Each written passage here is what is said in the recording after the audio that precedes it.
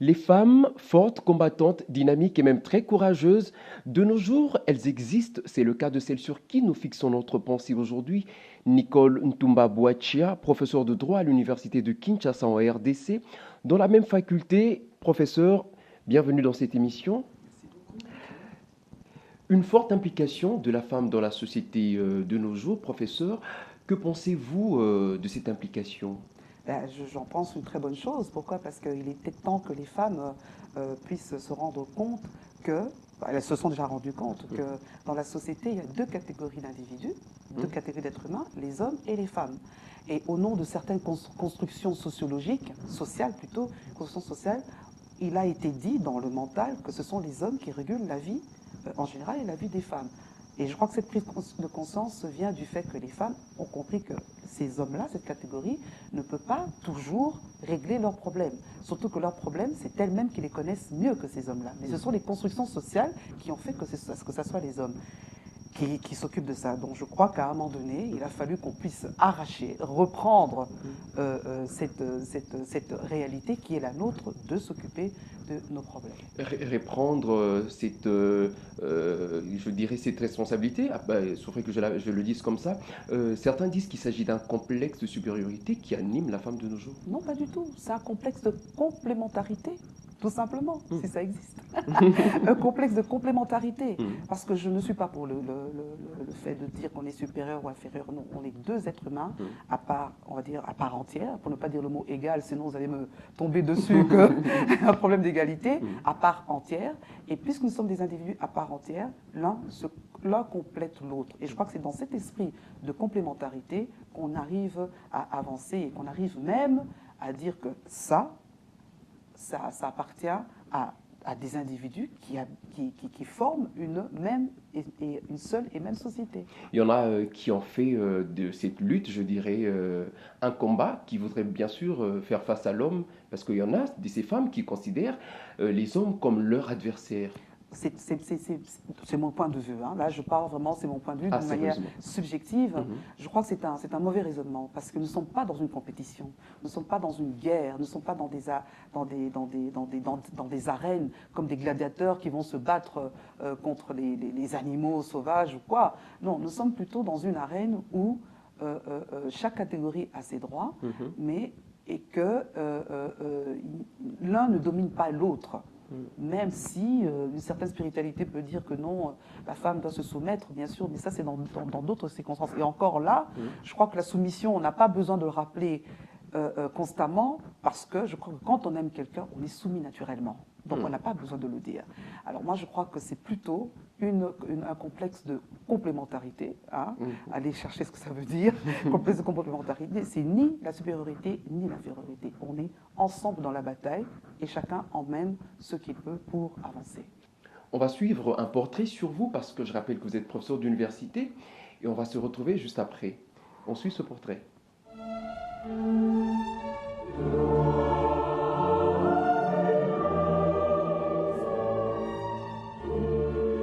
Née le 15 octobre à Miabi dans la province du Kasaï oriental en République démocratique du Congo, Nicole Ntumba Boachia est née d'une famille de 3 enfants. Fille de Jean Kambaï Boachia et de Ngalula Ilunga, elle commence ses études primaires au groupe scolaire du Mont-en-Bas pour les acheminer à Saint-Pascal-Belon, à Montréal, au Canada.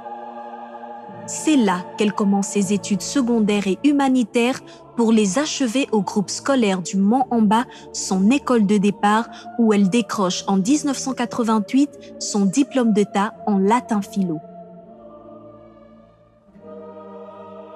Après avoir décroché son diplôme d'État, elle embrasse le chemin de l'université de Kinshasa, Unikinensig, où elle s'inscrit dans la faculté de droit.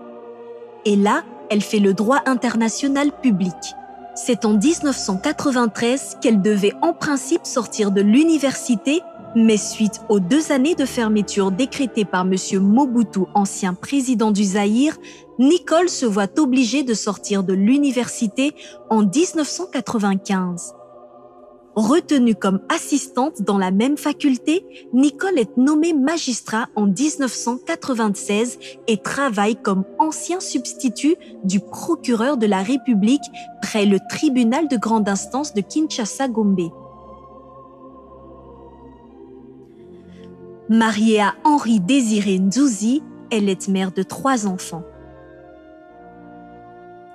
Juriste de formation et professeure d'université, elle dispense à l'université de Kinshasa le cours de droit international public à William Booth, l'Organisation internationale et le droit foncier à l'université de Loyola.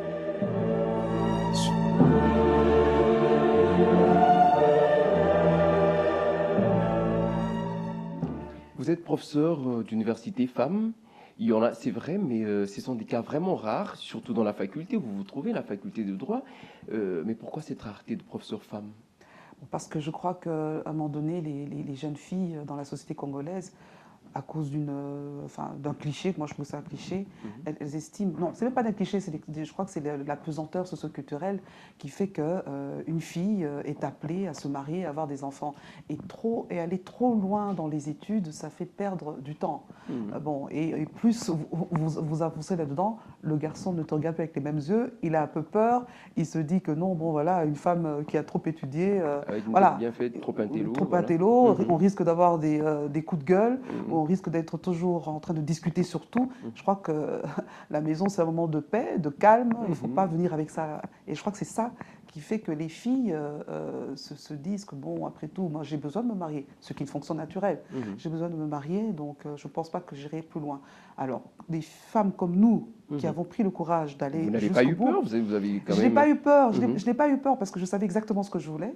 Bon, il faut dire que j'étais assistante de faculté déjà. C'est peut-être parce qu'il y avait déjà quelqu'un qui vous faisait confiance, qui vous Oui, encourageait. ça doit être ça. Je crois que j'ai eu la chance, on va dire, j'ai triché.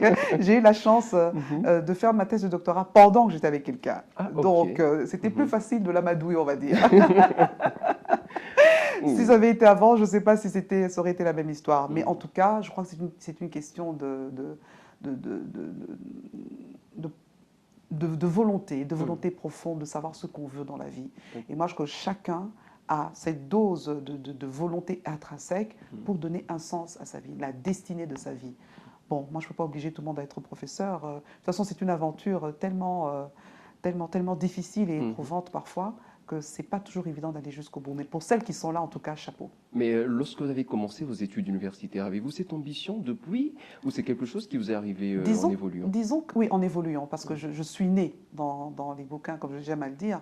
Mon père est prof, ma mère est aussi chargée d'enseignement, donc dans le milieu universitaire. Donc c'est venu un peu à moi, on va dire naturellement, parce que j'étais prédisposée. J'ai vécu dans les bouquins. Pas comme papa, effectivement, parce que l'autre me dira comme maman aussi. Elle est dans l'enseignement. Mais je crois qu'inconsciemment, non, je crois que le déclic a commencé quand j'ai été retenue assistante. Ah, ok. Assistante à la faculté, après une distinction. Donc j'ai été retenue assistante. Je me suis dit, mais qu'est-ce que je vais en faire? Qu'est-ce que je vais en faire? Je ne veux pas rester assistant, chef de travaux. J'ai eu la joie de partir en Europe dans des circonstances un peu difficiles, mais ça, c'est dans le cadre privé. Et là, c'était bon, tu en fais quoi maintenant? Voilà, je m'engage, comment pas que je m'engage, mais je m'inscris aux universités facultaires de Saint-Louis pour faire un 3e cycle. Et puis après, j'ai eu la porte ouverte à l'université de Gand, en Belgique toujours. Et c'est là que pour moi, c'était une bonne chose, être docteur en droit, et que j'ai eu ma thèse de doctorat le 16 juin. Un certain 16 juin 2014. Et après, bon, qu'est-ce que tu en fais? C'est bien de rester en Europe, ah oui, hein. mais parce qu'il faut faire la thèse. Voilà. Parce que la question fondamentale quand tu fais une thèse, c'est pourquoi faire cette thèse? Pourquoi tu l'as fait? On va faire un pas en arrière, professeur. Avant d'embrasser l'université, vous êtes passé par les humanités.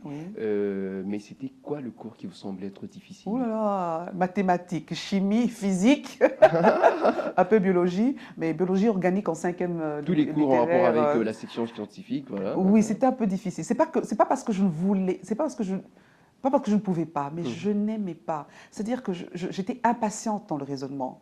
Et pour justement éluder ce problème, mon père m'a pris des répétiteurs. Ah, ok. Et ça me prenait la tête parce que c'était des heures où j'étais censée faire autre chose, dont je détestais davantage.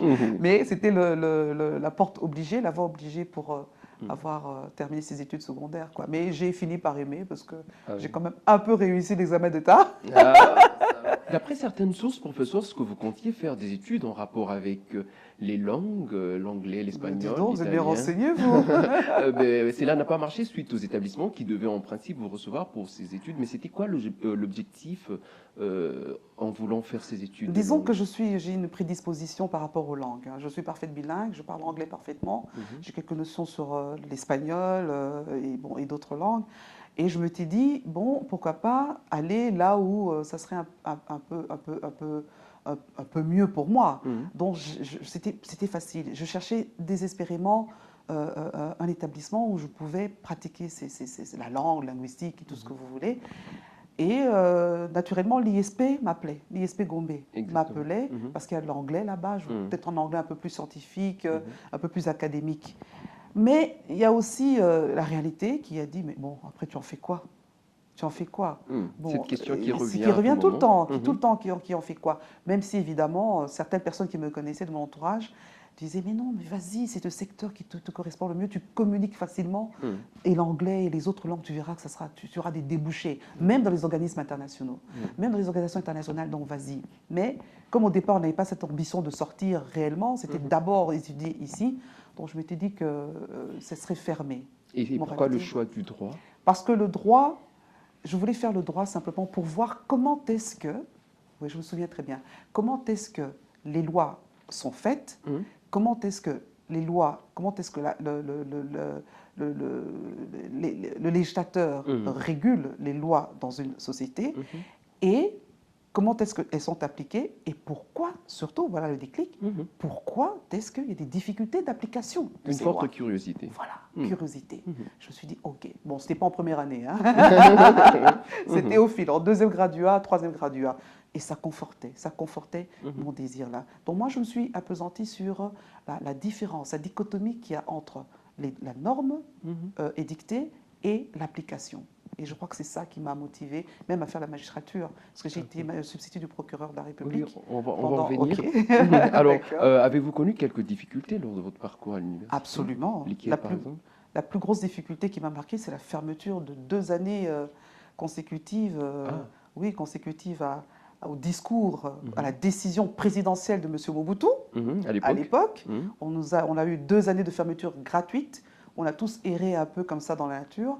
Et comme je vous ai dit, je parle anglais, donc j'ai pu donner anglais à des francophones et français à des anglophones. C'était pas des moments de repos pour vous parce que non, pas de repos parce que dur. non, pas de repos parce que ça casse un élan. C'était suite à vos ambitions que vous avez senti cette cassure. Oui, voilà.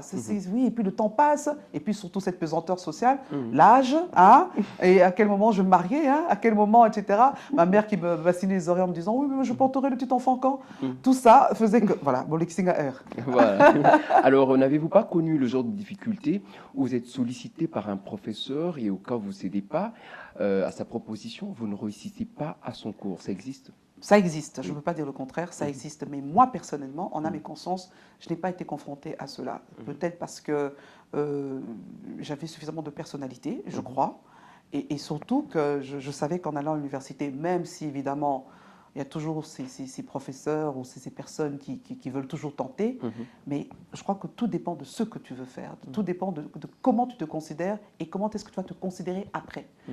Alors je crois qu'aller avec un professeur, s'il y a réellement de l'amour et qu'il veut t'épouser, ça peut être une autre histoire, mais seulement pour les points, pour moi ça ne m'a jamais traversé. J'aurais préféré me confronter, à l'obstacle. Plusieurs étudiantes souffrent à cause de ce fléau, il y en a qui sont même victimes. Vous, en tant que femme et professeur de droit, pouvez-vous avoir une idée sur comment mettre fin à ces genres de pratiques? Eh bien, je vais être dur et difficile, parce que quand ça arrive, le problème, c'est le dire. Moi, je crois qu'il faut dénoncer. Et c'est le grand problème que les femmes qui sont victimes d'harcèlement sexuel ou de viol éprouvent comme difficulté, parce qu'il y a cette gêne, ce sentiment oui, de gêne et de moins que rien Oui. qu'on éprouve après cet acte-là ou Mhm. après avoir été harcelé. Alors, on a tellement honte qu'on se dit, si je vais accuser, Mhm. qu'est-ce qu'on va faire finalement? Et puis, nous sommes dans une société un peu de macho. Mhm. Donc, qu'est-ce qui va m'écouter réellement? On préfère garder ça pour soi. Alors que maintenant, aujourd'hui, nous, en tout cas, à la faculté, on pousse les jeunes filles à dénoncer ce genre de comportement pour... mais on va nous dire aussi, oui, mais il n'y a pas que les... Il n'y a pas que le harcèlement du côté des hommes, il y a des étudiantes qui harcèlent aussi les profs, Les professeurs. par certaines tenues, etc. Mais on va dire, ça c'est une autre histoire. Commençons d'abord par les professeurs qui ont une autorité sur les étudiants, de sorte que s'ils ne cèdent pas, ils échouent. Je crois que la seule façon d'arrêter ça, c'est la dénonciation. Ok. Mariée, mère de 3 enfants, comment vous gérez votre foyer par rapport à votre profession? Je la gère très bien, surtout que je suis avec un mari qui a toujours compris, qui a toujours su, qui a toujours compris le feu qu'il y avait en moi, cette lueur Tu as toujours cru en vous. cru en moi, de sorte qu'il dit toujours, si je t'étouffe, je te perds. Or, je ne veux pas te perdre, donc je ne t'étouffe pas. Il n'y en a pas assez comme ça. Mais comment ça se passe vos moments en famille avec vos enfants? Très bien, nous avons un dialogue très ouvert. Mhm. Mes enfants, j'ai 3 filles, mes enfants sont mes amis. On se dit tout, je leur apprends tout me dire, de sorte qu'elles n'aient pas besoin de mentir, de sorte qu'elles n'aient pas besoin de faire des hypocrites. En tout cas, pour les sujets brûlants, les sujets chauds, en tout cas, il n'y a pas de tabou. On appelle chat, chat, on en parle. On en parle. Vous êtes allé faire votre doctorat en Belgique. Cela vous a pris combien de temps? Doctorat, je l'ai fait, je vous fais grâce de l'histoire, tous les arts à une Exactement. histoire. Mhm. Je fais, disons, allez, 4 ans, on va dire 3 ans et demi, 4 ans. 4 ans. Cela n'a pas touché le côté affectif de vos enfants, sentir que Oui, quand maman même, est- oui, quand même, parce que surtout quand je revenais faire mes descentes sur terrain à Kinshasa, au Congo, de la Belgique, je devais revenir pendant... Chaque année, je suis revenue. Ces petits moments, ces moments d'absence étaient quand même assez durs parce que c'était une réorganisation sans maman, mais ils comprenaient aussi que maman a besoin de ça. Maman a besoin de ça. Et c'était par rapport aussi à des expériences personnelles, privées que j'ai vécues. Il fallait absolument que maman puisse assouvir ce besoin qu'elle avait de rebondir en fait dans la société. En tant que mère, il vous arrive parfois de penser à vos enfants qui vous manquent et Absolument. Qu'est-ce que vous ressentez lorsque ces moments vous arrivent? Merci WhatsApp, merci Facebook, merci réseaux Messenger, sociaux. réseaux sociaux, parce que la distance est sensiblement diminuée par les photos, bien sûr, par les images, qui ne remplacent pas, bien sûr, la présence, mais c'est déjà... j'arrive à gérer la maison, on va dire, à travers la caméra, à travers les images. Par exemple, ma fille, quand elle a besoin de préparer un truc qu'elle ne comprend pas, elle m'appelle sur WhatsApp, maman, comment je fais, par exemple, le riz, enfin le riz cantonais ou le riz façon avec du curry jaune. Et alors, prends la caméra, vas-y, allez, ouvre l'armoire. Tu prends, allez, tu mets, allez, tu me rappelles dans 5 minutes pour voir si c'est prêt. Mais c'est pas comme ça, rajoute un peu d'eau. Voilà. Donc, elle sent que maman est là. Et après, c'est l'inspection des chambres. Mais là, elle planque tout en dessous du lit. Attention, maman arrive. On dit carrément merci à l'Internet, Absolument. merci Là, au c'est téléphone et aux vraiment, réseaux sociaux. c'est magnifique. Et ça ne vous dérange pas de savoir que vous évoluez dans un environnement où c'est le côté masculin qui domine? Non, ça ne me dérange pas parce que j'ai vraiment vécu là-dedans. J'ai vraiment vécu dans un milieu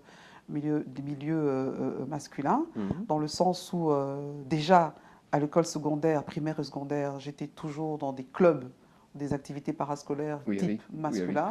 Voilà. Oui. Et comme par hasard, j'étais toujours, moi, présidente. Wow. Hein, présidente du club d'anglais, présidente de ci, présidente de là, de ça. Donc, ça m'a vraiment... Bien au contraire, c'est une émulation. Ça te dit, mais ça t'aide à défier, à déjouer les clichés.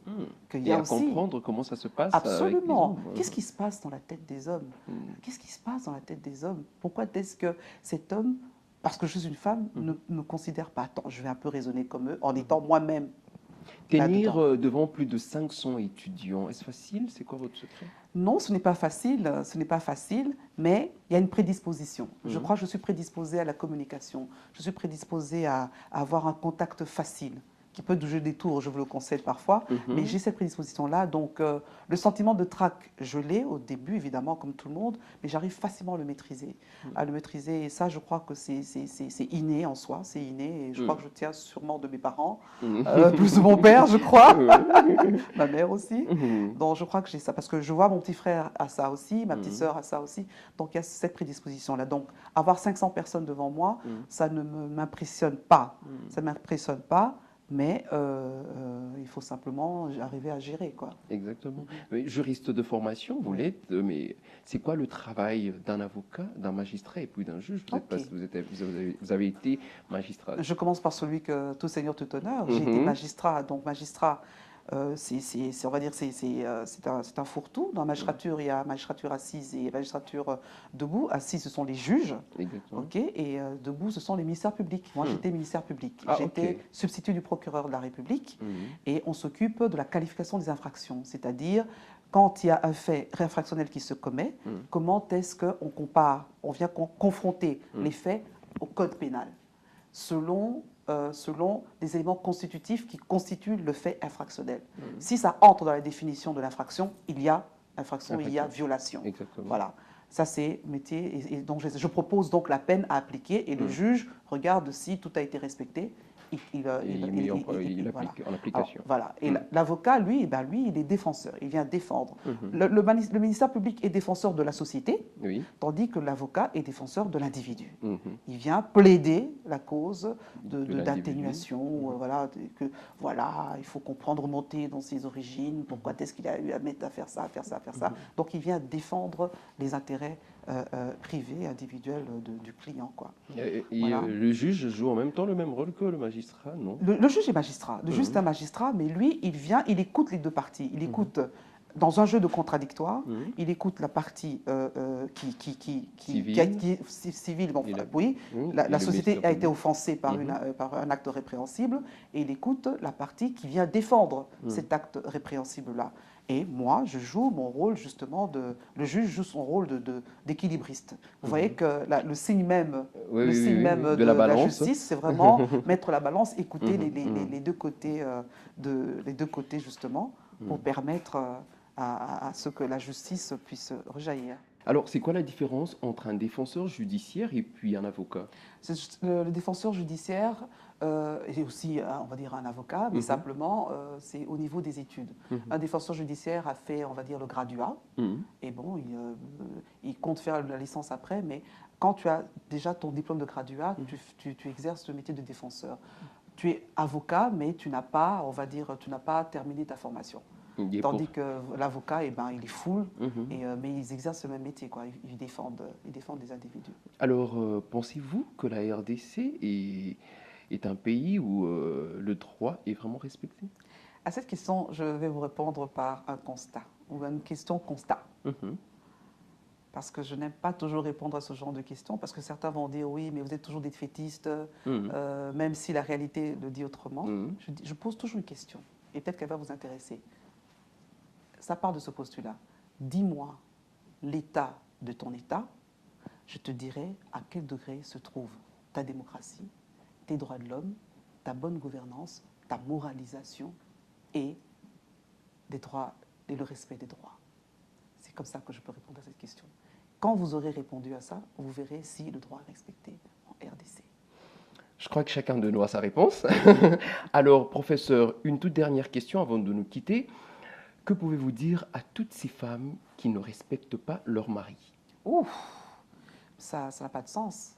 Je crois que quand on s'engage dans les liens de mariage, au-delà de l'amour, il y a une autre valeur cardinale qu'on appelle le respect mutuel dans les deux sens. À quoi ça sert d'être avec quelqu'un que tu ne respectes pas? C'est-à-dire que tu t'es marié pour des convenances sociales ou voilà, pourquoi tu te maries si la personne avec qui tu es, tu n'as aucune considération pour elle? Non, ça ne sert à rien de se marier. À ce moment-là, vous arrêtez tout. Ou bien si vous avez commencé et que le respect n'est pas là, vous arrêtez. Il faut simplement arrêter. Le respect est, pour moi, sinon la valeur cardinale pour évoluer dans un couple. Merci beaucoup, professeur. C'est la fin de cette émission. Je rappelle que vous êtes Nicole Toumba Boachia, professeur de droit à l'Université de Kinshasa en RDC, dans cette même faculté. C'est sur vous que nous avons fixé notre pensée aujourd'hui. Alors, mesdames et messieurs, nous vous remercions pour l'attention accordée, mais aussi continuez à nous suivre sur Internet. Yannick Kanda TV, on se retrouve très prochainement. Ça sera pour un autre numéro d'une pensée sûre. À très bientôt. Au revoir.